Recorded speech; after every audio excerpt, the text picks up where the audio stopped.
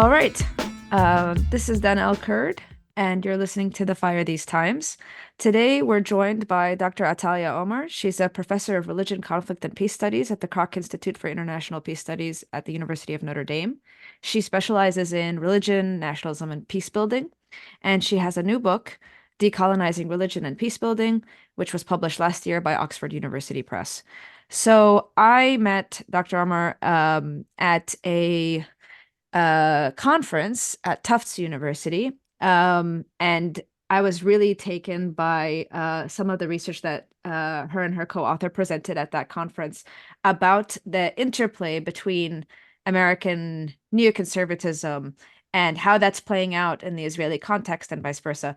And I thought that that obviously, given everything, I mean, I'm laughing. We have to laugh because otherwise we cry. But given everything that's been happening, I think that these kinds of dynamics really um, need more light and need to be focused on. So, Dr. Omer, thank you so much for joining us. Thanks for inviting me. So, for those we have listeners from around the world, so I don't want to assume any knowledge. We're both in American academia, but maybe you can explain to listeners just very briefly what's happening in American academia right now. Yeah, It's a loaded question, I know. it's a loaded question. Yeah, I mean, it's in many respects there is an obvious escalation of crackdown and on academic freedom, on freedom of protest, and the freedom to ask questions, and also in many respects kind of a wave of anti-intellectualism. Where people, I mean, in academia, we're supposed to be evidence-based. And the case has been that there is a genocide that is live streamed, and the pile of evidence is overwhelming. And anyone who names it is being attacked and silenced. And especially, of course, the people most vulnerable are Palestinian students, Palestinian scholars, and but it's really important to know that this is it didn't come out of nowhere. It didn't start on October 7th, and in the aftermath of October 7th, there has been kind of an infrastructure in place now for a very long time of attacking academia, among other kind of sites of power. And in an effort to kind of control the narrative and also advance an agenda beyond very much beyond just the issue of Palestine-Israel. Yes, exactly. Yeah, let's pick up on this thread in particular. I mean, you're right, it didn't start on October 7th. It's definitely intensified.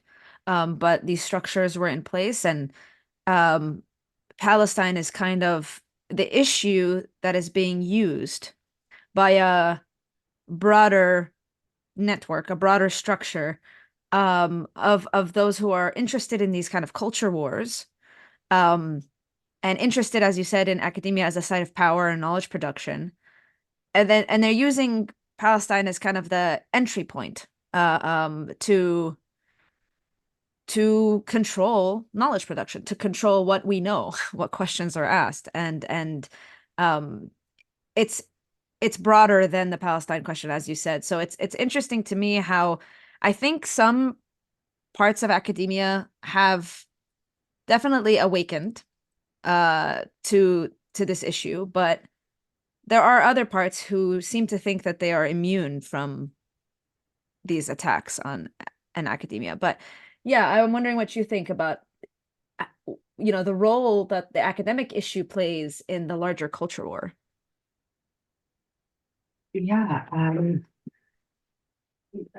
there is a very clear sense of the connection between power and knowledge, and also academic spaces. Actually, and this goes back to something that I've studied in depth for not my most current book, a book that focuses on American Jewish Palestine solidarity activists, many of whom are kind kind of undergone a process of what they call unlearning, which exactly pertains to kind of your question, kind of the so they undergo a process of unlearning, especially during their time in college. And I kind of trace, it's a very ethnographic work. I trace their process. I'm trying to understand the relationship between politicization on a whole host of issues, including gender, feminist theory, anti-militarism, like for instance, around mobilization against the invasion, the American invasion to Iraq. That was kind of a really important moment. And what I trace is how, in terms of Zionist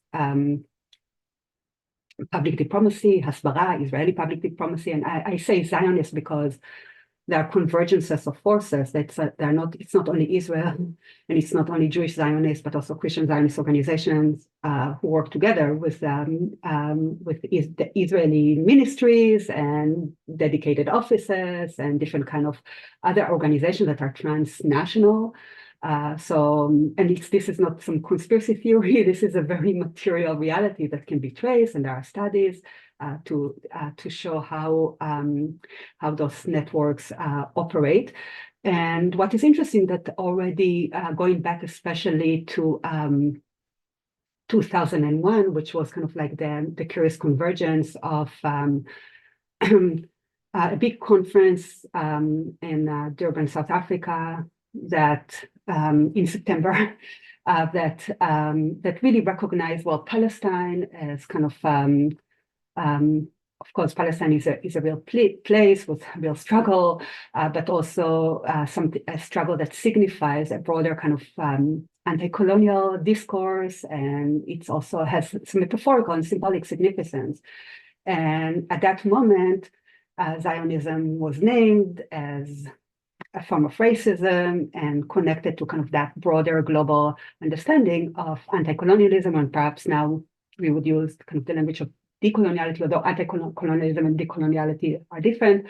But that kind of coincided with September 11th and the mobilization of Islamophobia in the so-called global war on terrorism. I mean, there are all kind of like twists and turns, but a key issue that pertains back to academia and American academia in particular is that in the various spaces of Hasbara, which Hasbara is really about controlling a narrative, and that effort to control a narrative about Israel being, you know, vulnerable and kind of underscoring that mythology about self-defense and to justify aggression, occupation, apartheid, such a colonialism. That has become harder and harder, again, because you're constantly confronted with evidence that challenge that. And in kind of the discourse of Israeli Hasbara, you can see actual documents. I mean, there is no hiding it. Reports and analysis, and also plans of action, kind of strategic plans of actions, like the Ministry of Strategic Affairs, to target that the greatest risk, the greatest danger for Israel is on the level of narrative and its colleges, campuses. And so there has been, you know,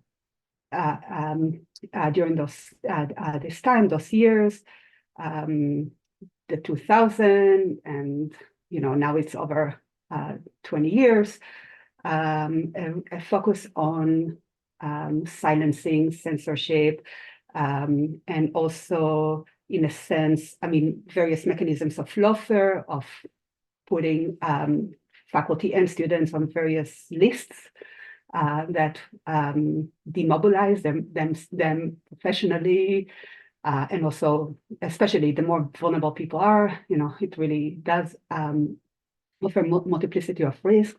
But also there has been a shift of like we moving it from an issue of free speech, then you cannot, you know, silence people technically in the United States, although that is a big question mark.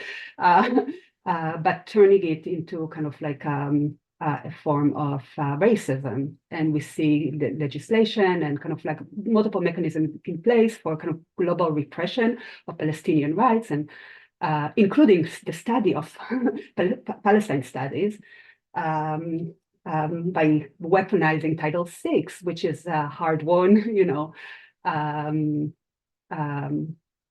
achievement for civil rights, for inclusion, but because of the conflation of, again, it's a form of discursive violence, the conflation of the politics and the practices of a political entity, Israel, with Jews. All of a sudden, it has become harder and harder and harder to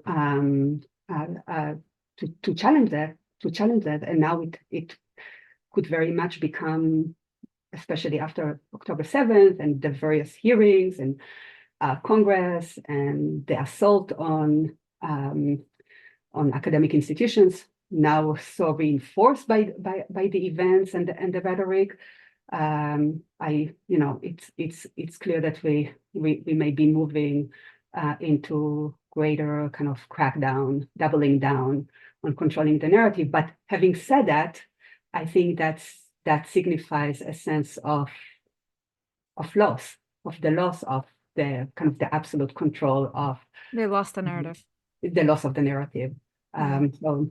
Because it's really quite absurd to treat students in all those university campuses who are in the encampment as the enemy of the university. I mean, university is, we are there for the students. Well, I think this moment has very much signified and exemplified the fact that the university is there for its donors, Donors. and its other Yeah.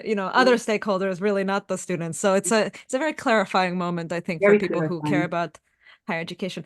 Yeah, very clarifying to the students, because I mean, Yeah. I visited two encampments, and students kind of welcomed me to the liberated zone. And what was so compelling to me the most, in one university campus, I was a part of a Kabbalat Shabbat, of welcoming the Shabbat in the encampment, and to see how the students, I mean, the amazing diversity of students, Jewish students, Muslim students, kind of have protecting one another, creating safe spaces within the encampment from against all various people who try to interrupt.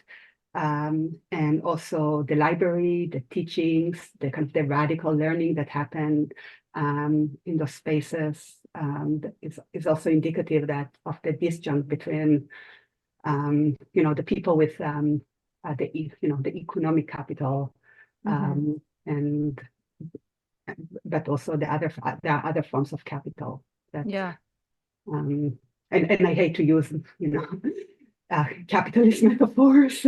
Oh, but I totally get what you mean. It's definitely a disjuncture. And this was on a Jewish Currents podcast. They interviewed three of the Columbia students, and I thought that was a really interesting interview. But they made the point in the three students made that point that these encampments are also one of the few spaces in which Jewish organizing and Palestinian organizing is actually intersecting. And I mean, like, people are both working. I mean, there's like you said, American Jewish organizing working on Palestine, as well as Palestinian Americans and Arab Americans working on Palestine, but it kind of is unparalleled in kind of the greater, the United States in particular. But here in the encampments, they were overlapping and actually engaging with each other, and I thought that was an interesting point. But I actually I mean, I actually also listened to that podcast. And what I've traced and what I've learned from deeply engaging with American Jewish Palestine solidarity activists and various sides is that a lot of their kind of activism has been constantly in conversation and to building relationship with Palestinian activists, and Black Lives Matter, for instance, with JVP, Jewish Voice for Peace, and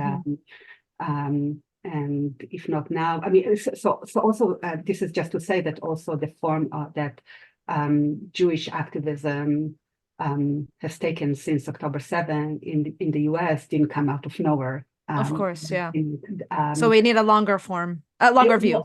Yeah. yeah, I mean, many years of those processes of unlearning, politicization, and understanding that what does it mean to be kind of to develop a Jewish critique of Zionism, let's say across the spectrum from non-Zionism to anti-Zionism to critique of the Post. Yeah. Yeah, it has to be intersectional. And this is very much also, if not mostly, about American issues, about wanting to be a part of, anti-racism, Black Lives Matter, and a sense of having to make a choice, a moral choice between Zionism and those issues, and that fighting on the discursive level against Islamophobia, against anti-Arab racism. This is a part of the of what has to happen in order to kind of like decolonize Jewish consciousness. Interesting. Here, I guess we should plug your other book, The Days of Awe, Reimagining Jewishness and Solidarity with Palestinians, that came out with more relevant.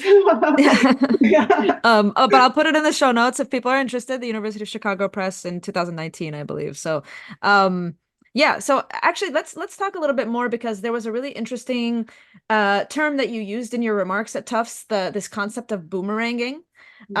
If you could explain what you meant by that term, and in your remarks, you mentioned these foundations, these NGOs, these think tanks that are part of this boomeranging that's happening between the United States as a space and Israel. Yeah, so if you could explain that a little bit and provide some examples, I think that would be really useful. Yeah, of course, the concept of boomeranging refers kind of in terms of theory to how various kind of anti-terrorism or colonial instruments translate and travel across, and also specifically in terms of, there is a whole genealogy that looks at how that really challenges a history that centers European history of genocide against people, of genocides against people from inside of Europe, really calling for kind of a broader historical outlook that looks at how the construction of Europe as a project of modernity, democracy, nationalism, all those constructs happen on the back of colonialism or coloniality. This is kind of the connections that decolonial scholars make between colonialism and modernity. The one didn't happen without the other, and that modernity, as a European modernity, Christian European modernity as a project, happened on the back of total destruction, of course, racial capitalism, genocides. That's part and parcel of kind of the discourse of progress. So we have Hannah Arendt talks about it early on, and this is also just to also kind of de-exceptionalize the genocide that happened in Europe during World War II. It's not some sort of like a perversion of European history. It connects to very deeply to European history. It is an implication of it. Yeah. Yeah. And so it challenges that exceptionalism, and there is a whole kind of discourse about boomeranging of the techniques of destruction, of killing, from the zone of non-being, to refer to a kind of death, and to kind of the genealogy of Fanon and so forth, and Sylvia Wynter, that kind of like the non-ontology, and it boomerang to the West. It's not a perversion, but it's part and parcel. It's integral to that. So I wanted to play with this notion of boomeranging, to look at how, and this is something that I've also kind of interrogated in my most recent book on decolonizing religion and peace building. It just looks at kind of the industry of religion and peace building, and how it becomes kind of like, you can say soft power, but very much connect, and also how those techniques boomerang from one place to another, and often they result in depoliticization of communities. Yes, yes. And so, so I was interested to look at the boomeranging, and I have to say that for that Tufts paper, because I tend to, in all kind of like, as I look back my career, I tend to move away. I realize that I don't want to talk so much about kind of violence, and I want to look at the sites where it is disrupted, including epistemic forms of violence. We're talking about academia and knowledge production, but for this paper, because the whole conference was framed as the Middle East and the US, and the US and the Middle East, that framing was very compelling to me.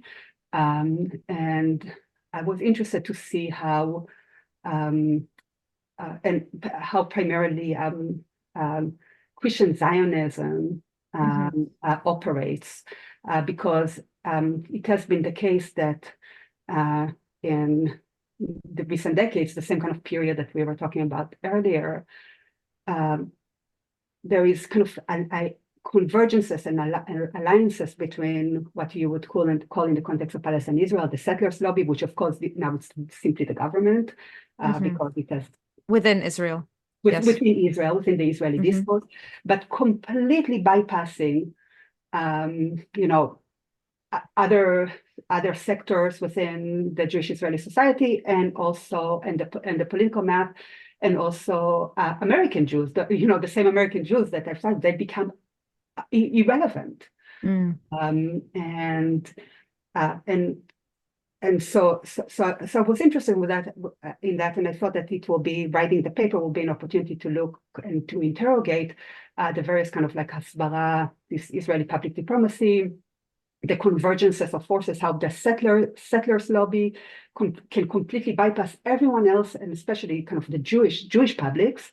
The Jewish diasporas also. The Jewish diasporas of broadly, of course, but of course the US is such a critical, player, and connect immediately to Christian evangelicals, Christian Zionists, with really hardcore policy implications, like the moving of the embassy from Tel Aviv to Jerusalem, withdraw from the Iran deal, and withdrawing funding from UNRWA. So of course, the assault on UNRWA has a long history. It didn't start in the current kind of escalation of the Nakba into a genocide. And so I thought that will be an opportunity to look at those forces, how they operate for this for this conference, in order to it was just an opportunity. So what I've kind of identified in terms of boomeranging is how the easy and very intimate relationships between the US and Israel, and how various actors, Jewish actors and other actors that are within the spaces of like white nationalism, easily circulate and also create institutions, institutional like kind of a framework for knowledge production that reinforces a very kind of settlers agenda, full stop. And what I found very curious, and especially in the context, right,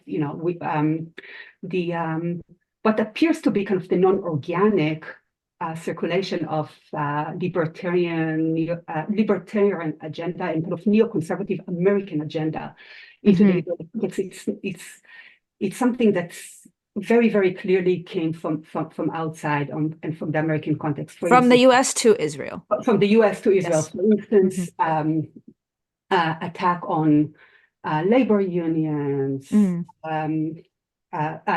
privatization that calls for privatizing education, and things that were not that are clearly very familiar for us. The two of us are located within the US context. These are kind of the neoconservative agenda, and so what I've noticed is that You have various kind of think tanks that are established. They are established by people who are um, often kind of sponsored by the same kind of mega donors that sponsor the Republican Party, with an agenda, with a libertarian agenda, neoliberal agenda, neoconservative agenda about assaults on LGBTQI plus people, women, reproductive health, education, healthcare, all this like privatization, and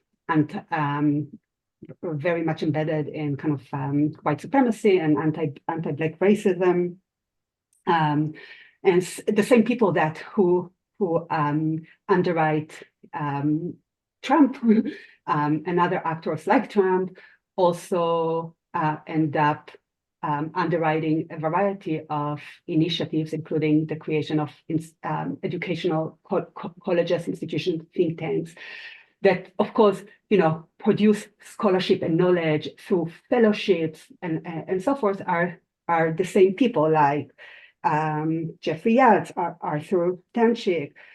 They create various kind of foundations that funnel money. And also, well, first of all, there is the very intimate kind of relationship and ease of movement between the US and Israel. So you have characters like Moshe Koppel, who is the founder of the Kohelet Policy Forum, which is the think tank behind the so-called judicial coup. Very much in the kind of the headlines right before October 7th and everything. Right, it sparked so many protests. Protests for to protect so-called democracy. Israeli democracy, right. Democracy only for Jews, and the people most affected, the Palestinians, were not in the streets, and it was a very also another clarifying moment. But so Moshe Koppel was American-born. Made a lot of money in the U.S. and then came to Israel, and was the founder of this Kohelet Policy Forum think tank. They wanted to work very quietly and supposedly not to put their logo, work quietly, but basically provide all those kind of like policy ideas. To various actors, political actors. So, for instance, someone like Smotrich very much relies on the Kohelet Policy Forum and the expertise they can lend to fulfilling these kinds of objectives. And they were very much behind this engineered, regime change, basically, that was the outcome of a long process of work, but then there was a moment of opportunity with this coalition that was formed after that election cycle of November 2022, and then in the beginning of January, this regime change plan, the judicial coup, was announced, and that generated the protest. But it's important to step back to say that in 2019, the same Kohelet Policy Forum was when Pompeo at the time visited.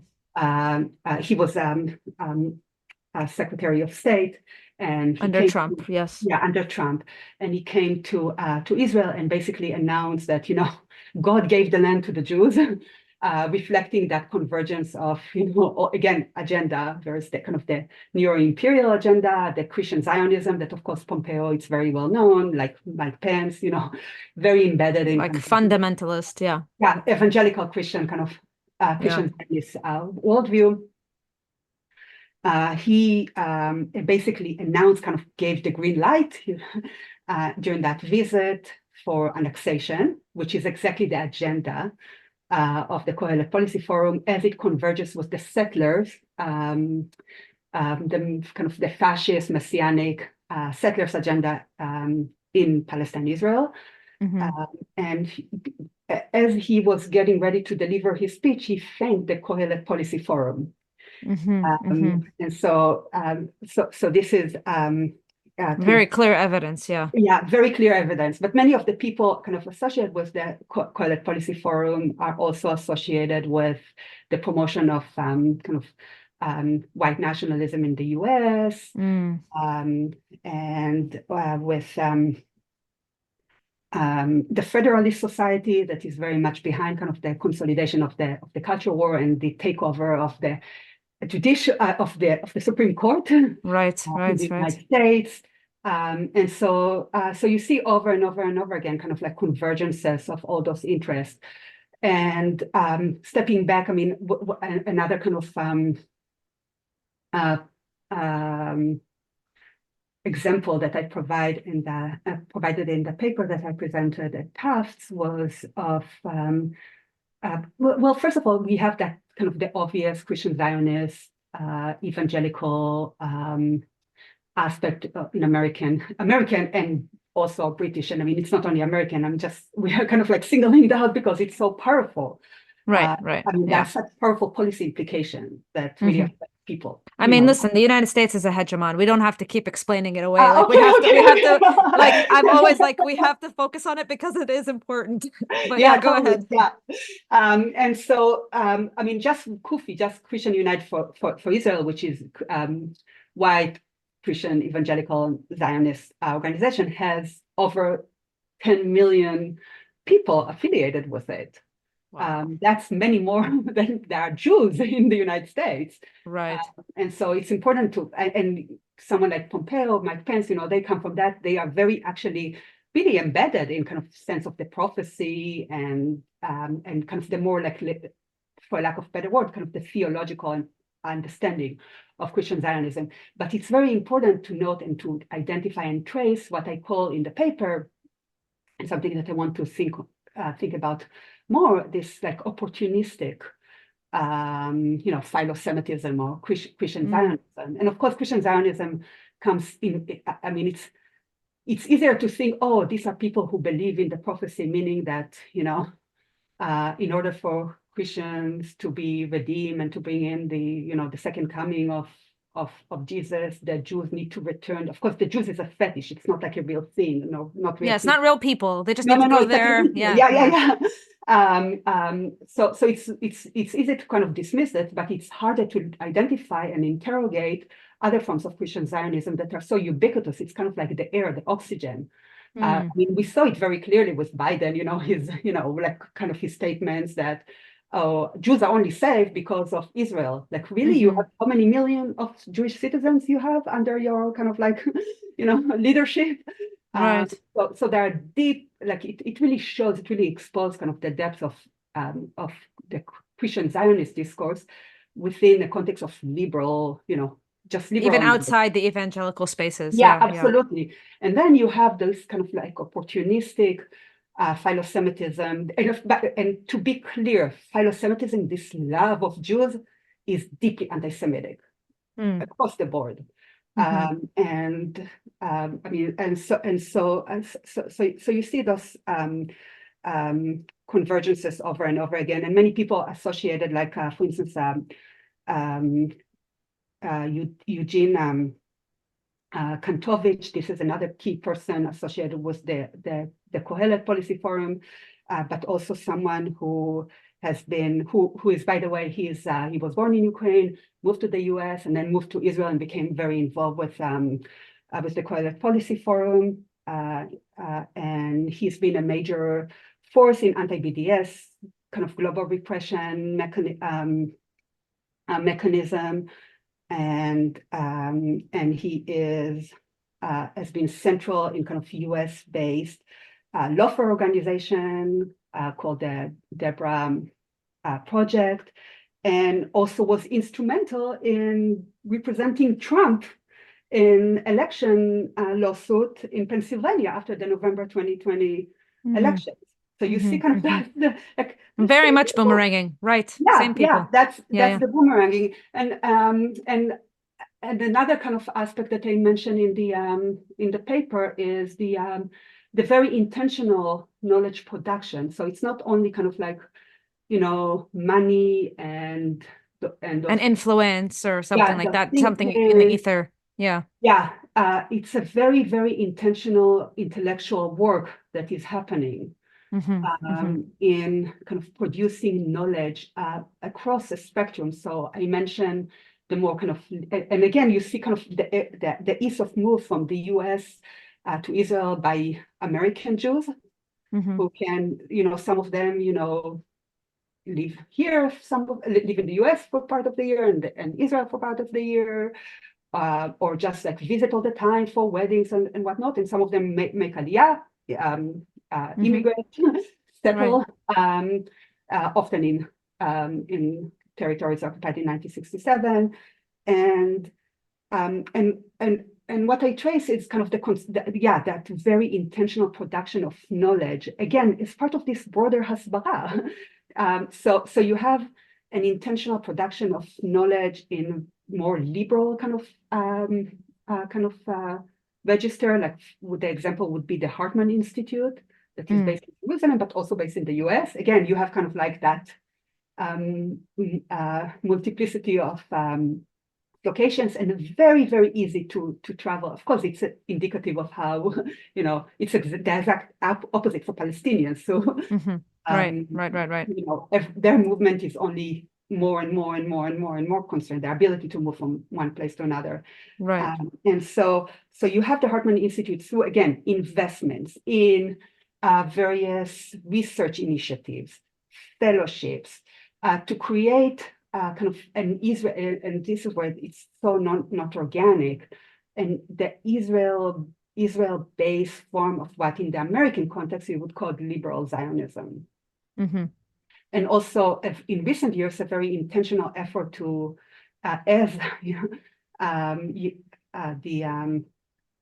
of the capacity of a secular discourse to generate legitimacy is diminished. There is a very, very intentional effort to kind of put some sort of Jewish meaning into this notion of secularity, of Israel as a secular state, with people who become kind of like versed and fluent in what I call like code switching through using words like pluralism.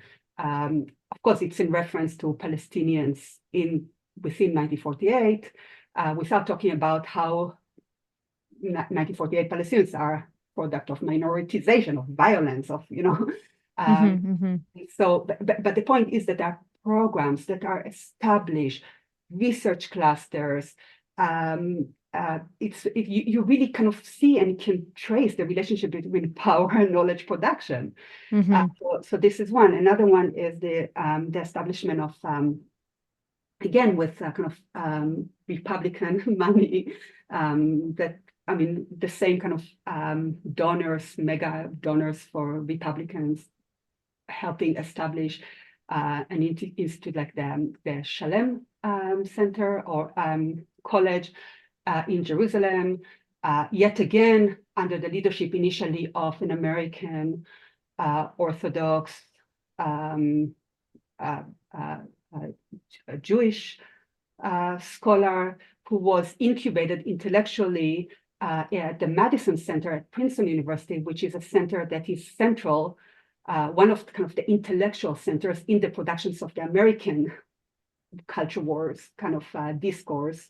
And so if you go to the Shalem Center and understand what, kind of how they understand and envision that intellectual space, you hear words or you read words like, this is an institution that is designated for the cultivation of Jewish leaders.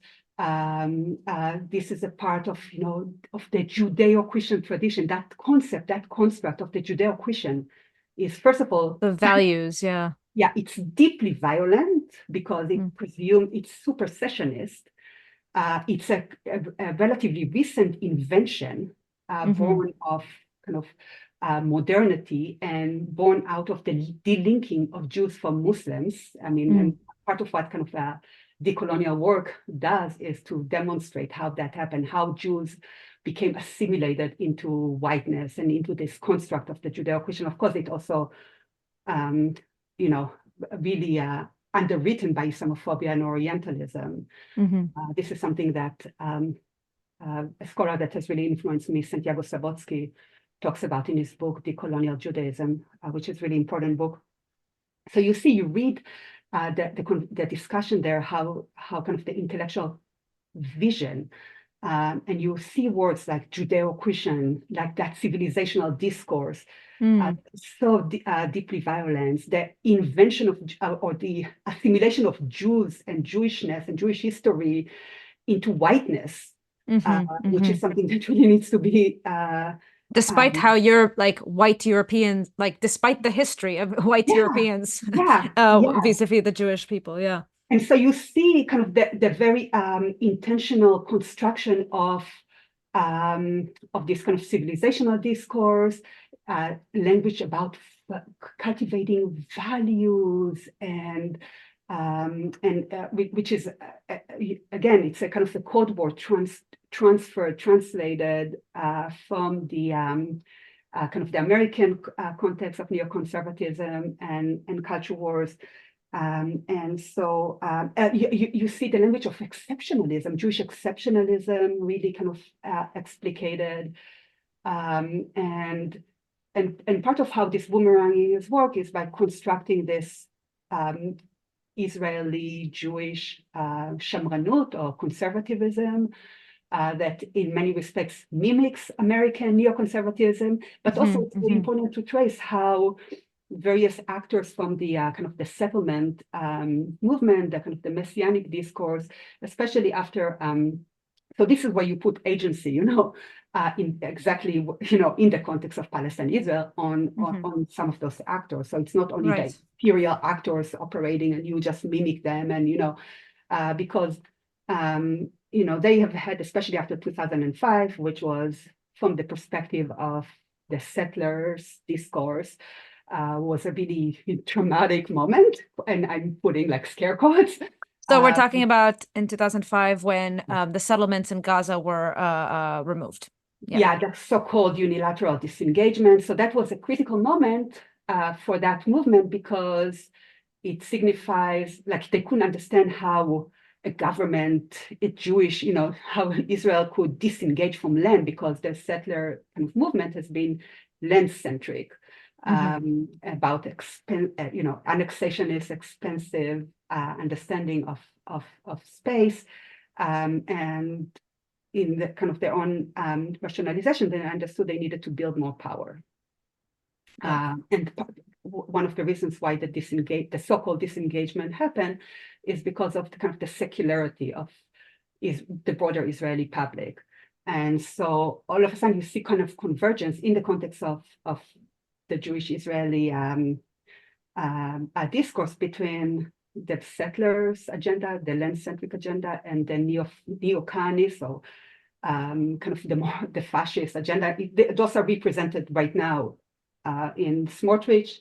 Is coming from the kind of the settlers' messianic and dimension, and Ben Gvir is the the Neoconist fascist, about, like, you have language of blood and blood purity and fixation on Palestinian citizens of Israel, and so you see those convergences, and that kind of found kind of purchase. Purchase with that importation of this conservative dimension, and other kind of interests that circulated and boomerang from the US. And what is, and of course, it's not only US, Israel, but also, many of the same people, for instance, the people associated with that Shalem Center and other kind of institutions that were built after, and again, very intentionally supporting knowledge production that will back up this kind of like neoconservative, conservative worldviews, and the cultivation of this notion of kind of civilizational discourse about, the Judeo-Christian, are also,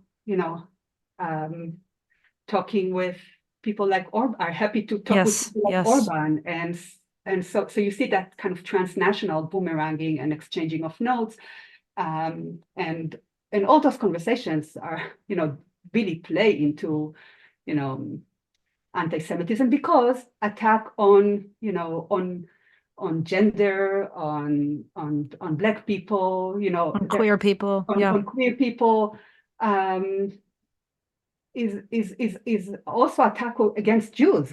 And so it's very important to be attentive to how kind of the discursive violence operates. So yeah, so I want to like kind of recap here. So it's when we talk about Hasbara, like I think people often think of this kind of very cheap Hasbara, this like, the very cheap kind of in your face propaganda. But here we're talking about something much more, I would say, sinister. It's a knowledge production for these larger projects. And as you said, it's not one way in any direction. It's not that the Israeli religious Zionist and Kahanist convergences are impacting the poor Americans, and it's not that the poor Americans are, controlling and influencing the Israeli context, but it is these convergences that they suit each other. So the religious Zionist and Kahanist convergence in Israel that wants expansionism, that has all these like blood pure ethno-nationalist conceptions of identity, very much benefit from the neoconservative lens, and vice versa. The neoconservatives in the United States, it's like at least Stefanik's, like they don't give a crap about Jews, but they're using these convergences to do their own thing here, which is to cement white supremacy in this country. Absolutely. I mean, Savannah is someone who, talked about the Great Replacement theory. I mean, she is an anti-Semite, like just Yeah, 100%. Yes. yeah, and the fact, and to me, especially, I mean, someone who is, I'm Jewish. I'm originally from Israel. I grew up in Jerusalem, and it's absolutely, I mean, terrifying, devastating, to see how this weaponization of anti-Semitism is used by anti-Semites. To I mean, to advance their own agendas, to so advance their own agenda. And the point of going back in terms of kind of really interrogating how, what was already in place before October 7th, before this, like, very convenient moment with all those hearings, and we haven't heard the end of it. I mean, it's going to be, it's not over. yeah. Is We're talking here about the congressional hearings about the anti-Semitism in congressional academia. hearing, and of course the aggressive promotion of the International Holocaust Remembrance Alliance, that has accelerated after October 7th and its aftermath, and the use of Title VI, that to basically shut down any kind of, again, it's a repression of Palestinian rights, and including Palestinians, the study of Palestine. And so, it's really, things were, I mean, the infrastructure has been in place, and it's very convenient for white nationalists, for all those kind of convergences of forces that are against women, LGBTQI plus people, to all of a sudden they have, like, kind of the perfect tool to work with, basically to That can like undercut liberals also. Like that's yeah, why it's a perfect tool. It's like yeah, it it it can achieve what they want in their kind of white supremacist project while demobilizing liberal critiques, because the liberals are also drinking the Kool-Aid about the Judeo-Christian values and the, like you said, the kind of the ether of Christian Zionism that they also perpetuate in some ways. And so, yeah, um, and they're so afraid, and there is such degree of self-censorship because of the that conflation of Israel with Jews. And this is where it's really important to do the kind of, teachings that students have been doing in the encampments and beyond, and really be able to have kind of like a insurgent counter knowledge production that challenges that equation that helps this kind of like, perfect storm of essentially, of the weaponization of anti-Semitism. And this perfect storm of kind of like right-wing alliances of various Yeah. flavors, which, Yeah. as you said, very briefly at the end, it's going to have, it already is having global implications. So in your, I don't know if we have the time to talk about it now, but in your comments, you did mention the conservatism conference, this kind of this ethno-nationalist model that is being developed, and the knowledge production around that ethno-nationalist model that I'm not saying it's exported because it's really homegrown in all of these places, but they, as you said, they're learning from each other. So like the ethno-nationalists in Israel, the ethno-nationalists in the United States, the ethno-nationalists in Hungary, every place that wants to have an ethno-nationalist project is really learning from each other, and it's yeah, it's deeply concerning to Yeah. like where the world is going. Yeah, and but one thing that I think it's very important to underscore, since I'm assuming we are getting ready to conclude, Oh um, yes. is that I always worry about, or I've been worried about how, especially in the context of the quote unquote pro-democracy protests that were, happening right before, I mean, since January 23 In until Israel, yeah. in Israel. And of course, yeah, it's about democracy only for Jews. And one thing that I forgot to mention is one of the quote unquote accomplishments of the Kohelet Policy Forum, with its kind of effectiveness of producing, basically, policies, is the passing of the Jewish nation state law, the ratification of Jewish nation state law in 2018 by the Knesset, which basically enshrined in law what had been the practice before, which is like, so the law says Israel is the state for Jews and Jews only, basically. So relinquishing any kind of commitment to that construct of Jewish and democratic, that happened before the announcement of the judicial coup in January 2023 that generated the protest. But of course, that, I mean, because I hear how the concept that is so now involved in political science of, democratic backsliding, Backsliding, right. yeah, is applied to the context of Israel. And that helps also to kind of, it's also myopic in the sense that we have to name, to call it what it is and go deeper in the analysis, bring the, the different kind of like, conceptual frames, comparative conceptual frames of settler colonialism, apartheid, focusing on the Nakba, and also, recognize that the 2018 Jewish nation state law is very much consistent with the Declaration of Independence, which was so celebrated in those quote unquote democracy protests in Israel, as like, oh, this is the good old Israel that we want to go back to. And so, so the kind of the convergence of the neoconservative forces and the knowledge production through the fellowships, research centers that produce policies, from the perspective of the kind of the settlers, the Messianic settlers, which, as I said, are not the binary of secular liberal Israeli Zionists, but very much kind of consistent with them. It's kind of convenient to advance the agenda that had been there from the beginning of Jewish supremacy. And so, so this is just to say that I'm kind of worried about how an analysis of this democratic backsliding can cover up kind of the deeper The roots. the root cause, the roots of what is at stake.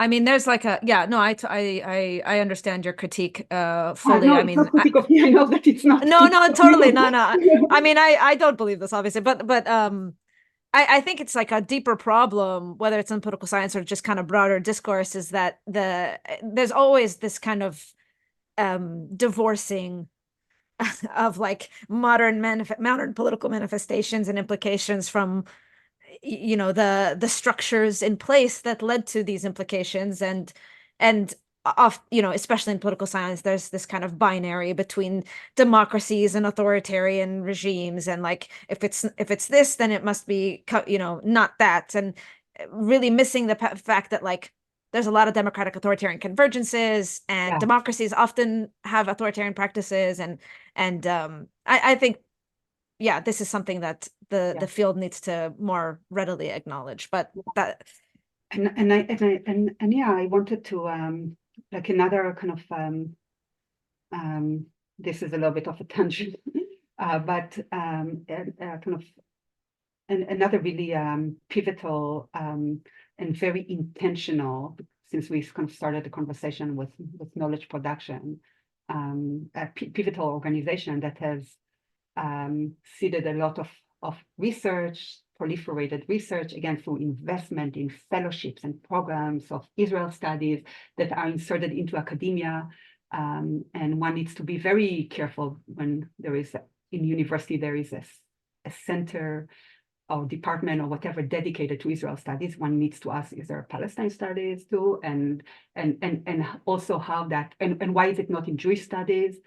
So there are all kind of like, in terms of like the infrastructure of the academy. So this particular organization, which is also based on in the US and Israel, is the Tikva Fund. And just talk about the convergences.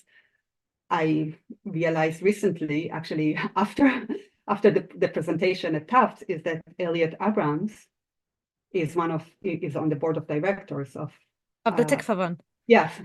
Wow. Yeah. Wow. If that doesn't tell you something. Yes. Oh dear. Yeah, I didn't know that either. I mean, I remember you mentioning the Tikva Fund and obviously in Yeah, connection I with mentioned it in the conservatism paper. conference, but that makes a lot of sense actually. Checks Yeah, out. but it also shows, like, that's um I mean, it really kind of exemplifies, because the deep links to the Trump administration, and that to broader agenda of Mm. white supremacy, and that again, it's so opportunistic. I mean, it's so that it's also very tragic to see in this convergence, and also to see the kind of characters that were in the Trump administration, like Miller and Mm-hmm. Mm-hmm. Kushner, to see how kind of the depth of the assimilation of American Jews, white American Jews, into whiteness, into white Mm. supremacy. And it's exactly what. Thinking that in some ways that insulates them from the anti-Semitism in some ways, or like they could be like perpetrators of supremacy, not Yeah. victims of it. But And as I yeah. said, Christian Zionism, um, and or supposed, philo-Semitism, the love of Jews, again, as a fetish, as a thing, is deeply anti-Semitic. That's Mm-hmm. deep anti-Semitic. It's ultimately about, it's all within the kind of the prophetic understanding of Christian Zionism. Ultimately Jews will perish, will die. Right. But in the Right. context of the more kind of liberal, or the whole spectrum of Christian Zionism, including that opportunistic, like the Stefanik, Yeah. Yeah. Yeah. Yeah. it's like, oh, I have the perfect tool. Like, I can pretend to be, a defender of the Jews and anti-racist, and yet promote a Believe in great replacement theory. Yeah. deeply racist agenda. So all across the spectrum, it's not good for Jewish people. Not that that should be, and so kind of the conclusion is that Hasbara discourse, has necessarily over time is allying, is coalescing Jews with, agenda that are deeply and profoundly racist and white Mm-hmm. supremacist. which is And deeply, but deeply it concerning. operates so much on spinning itself as the opposite. And so you Mm, also have a lot of investment in creating alliances between Jews and Blacks. And for instance, Black churches are targeted. And also it's a global, I mean, I know that's outside of what we're supposed to talk about, but it's kind of, targeting Black American churches is a part of a mm, broader kind of global South strategy.